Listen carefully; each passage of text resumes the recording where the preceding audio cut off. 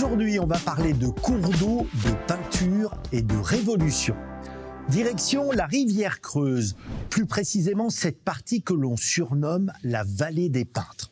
Comment ne pas tomber sous le charme de ces paysages singuliers, enchanteurs, puissants, vertigineux, à l'image des imposants vestiges du château de Crozant.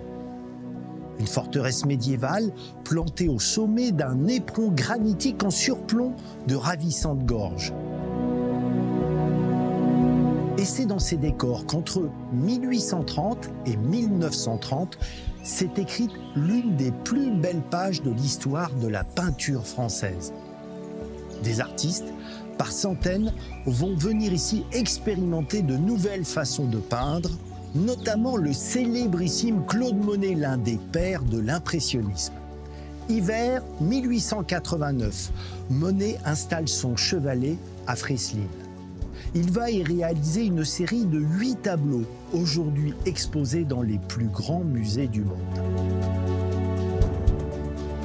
Monet et tous les artistes qui s'aventurent en Creuse à cette période sont des avant-gardistes. Ils cherchent à s'éloigner des dogmes picturaux.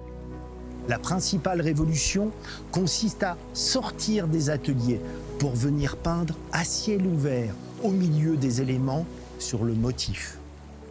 L'objectif est de réaliser le tableau en temps réel, de saisir l'instant, les lumières, les mouvements de l'eau, du vent. Vous n'aviez jamais entendu parler de la vallée des peintres?